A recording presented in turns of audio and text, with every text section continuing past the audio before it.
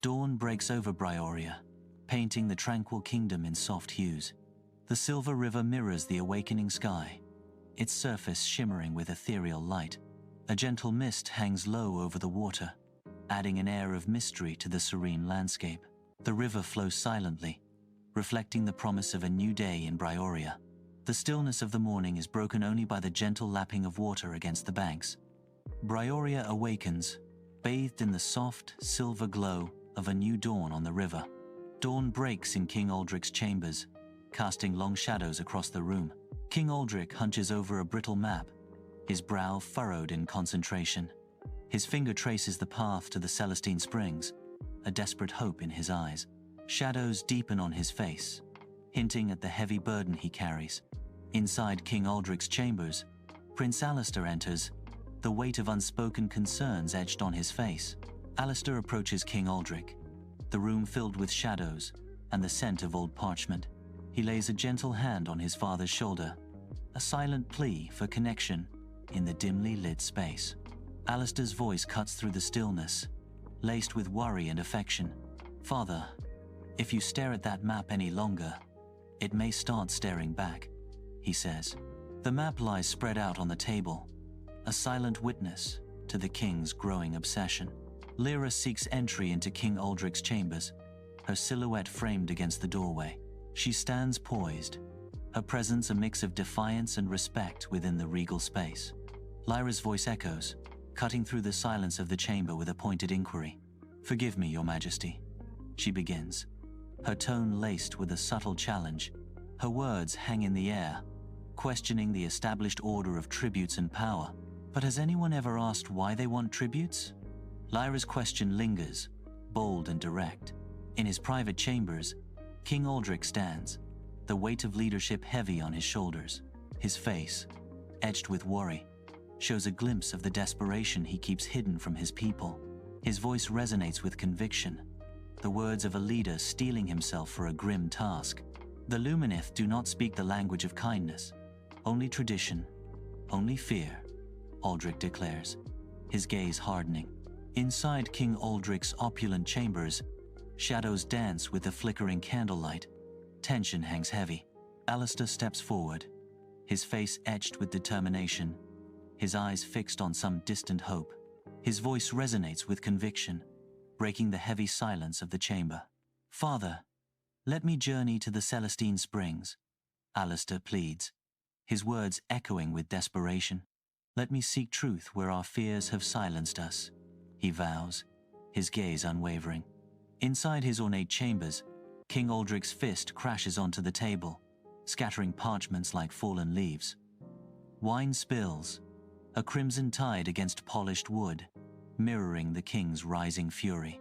Aldric's face is a mask of rage, his eyes burning with fierce defiance and raw power. His voice booms through the chamber, shaking the very foundations of the kingdom with his decree. "Absolutely not. No child of mine will walk into the domain of ancient beings bound by celestial fire."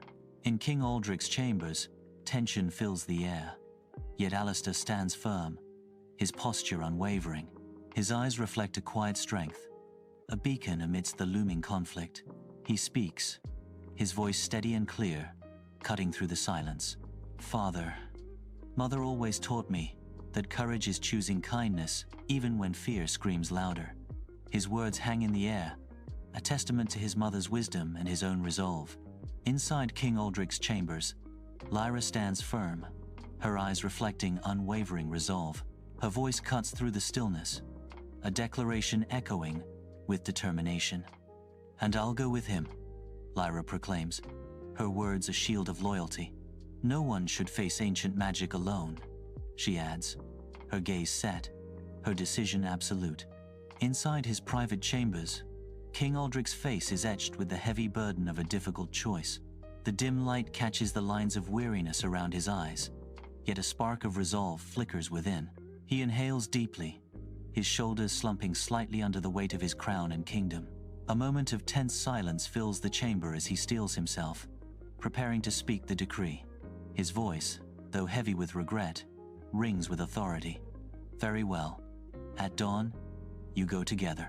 Alistair and Lyra, begin their ascent on the crystalline cliffs, sunlight turning the ice to a dazzling array of colors. The sheer, multifaceted surfaces of the cliffs reflect light, creating a breathtaking, if treacherous, spectacle. With each upward movement, the air thins, testing their resolve as they navigate the perilous climb. Their determination etched in their faces, they press onward, driven by the allure of Celestine Springs. The crystalline landscape stretches before them, a shimmering path towards the fabled springs. A dense mist hangs heavy as figures emerge, their forms indistinct in the ethereal haze. They move like ghosts through the ancient, silent wood, each step measured and deliberate. Oak staffs in hand, they navigate the labyrinth of trees, their purpose shrouded in mystery. The forest watches, an ancient, silent observer of their passage through its misty domain. Lyra gasps, pushing through the dense, mist-laden forest, her breath clouding in the damp air. Thorns snag at her cloak as she stumbles forward, the forest floor a tangle of roots and shadows. Sweat beads on her brow, her cheeks flushed with the exertion of the relentless chase. She pauses, leaning against a moss-covered tree, her chest heaving as she catches her breath. Her voice echoes through the silent woods, a mix of frustration and exhaustion. Remind me why we didn't take the royal carriage. The mist swirls around her, concealing the path ahead, a labyrinth of green and grey. Swirling mist envelops Alistair in the ancient forest, the air heavy and damp against his dark cloak. He pauses, a subtle smile playing on his lips, his eyes gleaming with confidence and a hint of challenge. Alistair's voice cuts through the stillness, laced with defiance and conviction. Because respect is something earned on foot, not delivered with wheels, he declares, his gaze unwavering. The mist shifts around him, as if acknowledging the weight of his words in the silent, ancient woods. Alistair and Lyra arrive at Celestine Springs, where the very air seems to shimmer with otherworldly light. The landscape glows, bathed in an ethereal radiance that hints at magic and mystery. Suddenly, a ripple in the air, a distortion of light, signals an impossible arrival. Verin and Aurelia, the Luminaeth, materialize from the shimmering air, their forms radiant. Their entrance is silent, graceful, as if they are beings woven from the light itself. The Luminaeth stand before Alistair and Lyra, their presence commanding and enigmatic. Ancient trees whisper secrets as Aurelia approaches Celestine Springs, her hand reaching for the moss-covered stone. The cold stone meets her touch, a stark contrast to the inner turmoil etched on her face. Her voice, barely a whisper, trembles with a hidden fear, echoing through the silent woods. "Brother, do you feel it?" "They are not afraid," Aurelia says, her words hanging in the air like a fragile plea. Under the relentless sun, long shadows stretch across Celestine Springs, painting the landscape with secrets and anticipation. Verin, etched with the wisdom of ages, observes with a knowing gaze, his eyes reflecting both hope and caution. A faint smile plays on Verin's lips, a subtle promise of welcome and the wisdom he holds. Verin's voice, raspy yet warm, cuts through the stillness. At last, someone comes with open hearts, not gold-filled bags. His words hang in the air, a silent challenge, and invitation to those who seek more than material wealth. At Celestine Springs, Alistair bows deeply, his posture reflecting profound reverence. His gaze remains lowered, focused on the sacred ground before him.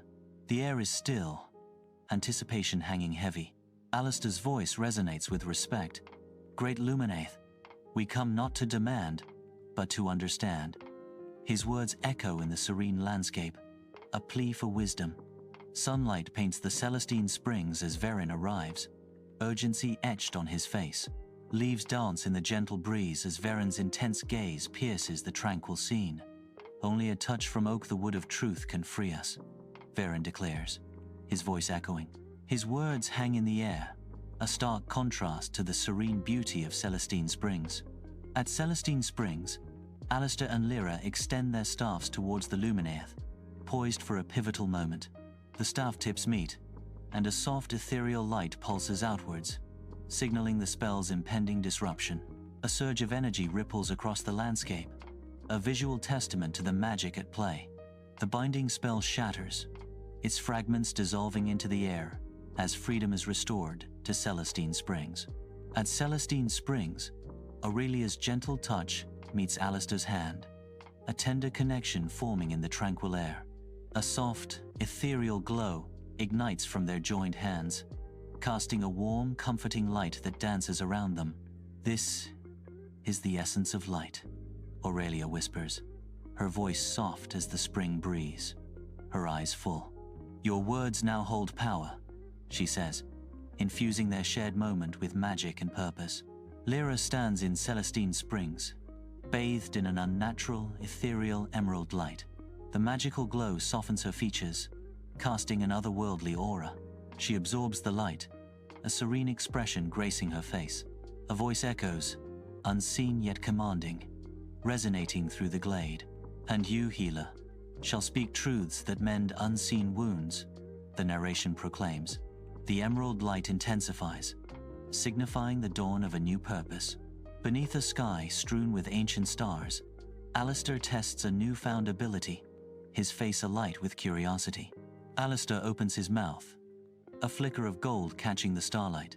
A single golden coin falls silently from his lips, glittering for a moment before landing softly on the earth. Alistair watches the coin, a mixture of wonder and apprehension in his eyes, as he contemplates his strange gift. Alistair bursts into King Aldrich's chambers, his face a mask of worry and urgency. He rushes to the bedside, his movements frantic with concern for the ailing king.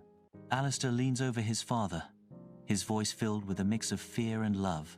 "Father, I'm here," Alistair whispers, his words a desperate plea in the dimly lit room.